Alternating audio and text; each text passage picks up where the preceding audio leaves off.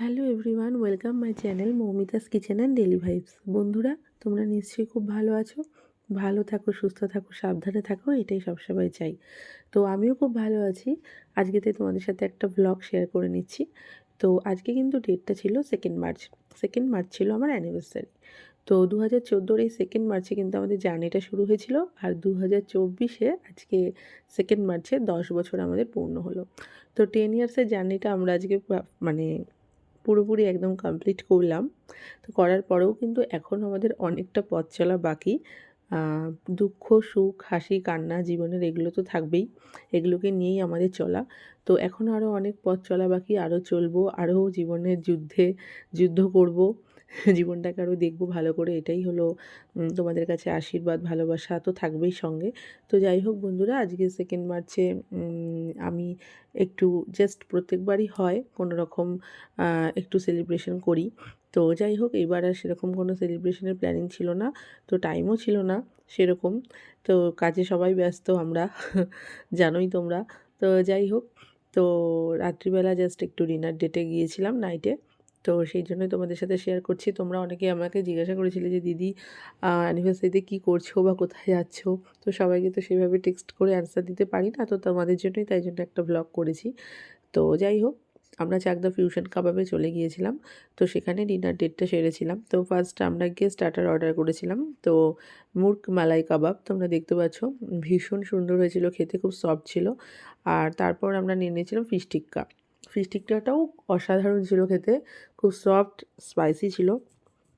যেহেতু মুর্গ মালাই কাবাবটা একটু মিষ্টি ছিল, লাইট সুইট ছিল ওটা, এর জন্য এটা একটু স্পাইসি নিয়েছিলাম। তো তারপর আমরা সবাই বিরিয়ানি অর্ডার করেছিলাম, কারণ ফিউশন কাবাবের কিন্তু হান্ডি মাটন বিরিয়ানিটা আমার ভীষণ ফেভারিট। তো বিরিয়ানি প্লাজার পর যদি আমি কোনো বিরিয়ানি ভালো লেগে থাকে, তো ফিউশন কাবাবের হান্ডি মাটন। তো তোমরা যারা খেয়েছো তোমরা কিন্তু এটা জানো, আর বলার কিছু নেই। তো এখানের অ্যাম্বিয়েন্সও ভীষণ সুন্দর, তোমরা সবাই জানো যারা গেছো। তো তার সাথে একটা কাশ্মীরি পোলাও আর মাটন খাড়া মশলা অর্ডার করেছিলাম। এটা শেয়ার করে নিয়েছিলাম, কারণ দুটোই খাওয়ার ইচ্ছে ছিল, কিন্তু দুটো ফুলফিল খেতে পারবো না বলে তাই শেয়ার করে নিয়েছিলাম। তো যাই হোক, তোমরা দেখতে পাচ্ছ রাইসের কোয়ালিটিটা, সাথে মাটনের কোয়ালিটিটাও দেখতে পাচ্ছ। তো যারা খেয়েছো তোমরা ফিউশন কাবাবে, অবশ্যই তোমরা জানো।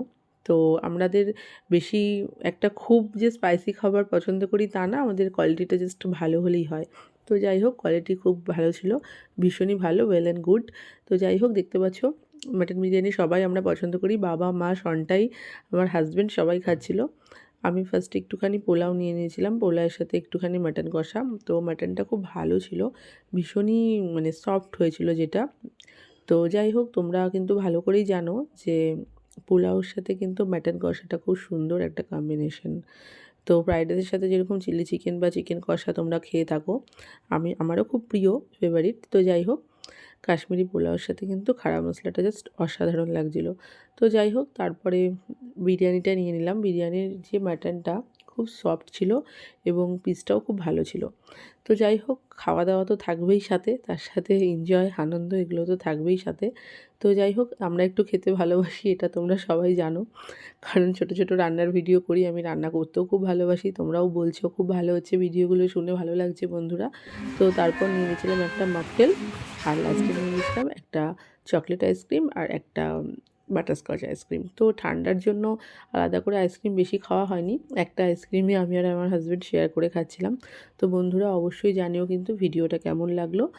আর এরকম ভিডিও যদি তোমাদের ভালো লাগে, আমাকে এভাবেই সাপোর্ট করে যেও, লাইক, কমেন্ট, শেয়ার করো। তোমাদের সাথে আবার খুব শিগগিরই দেখা হচ্ছে অন্য কোনো ভিডিওর সাথে, অন্য কোনো সময়। তোমরা ভীষণ ভালো থেকো, সাবধানে থেকো, আর আমাকে এভাবে সাপোর্ট করে যাও। তো আজকে আর বেশি কিছু বলবো না। টাটা বন্ধুরা, গুড নাইট।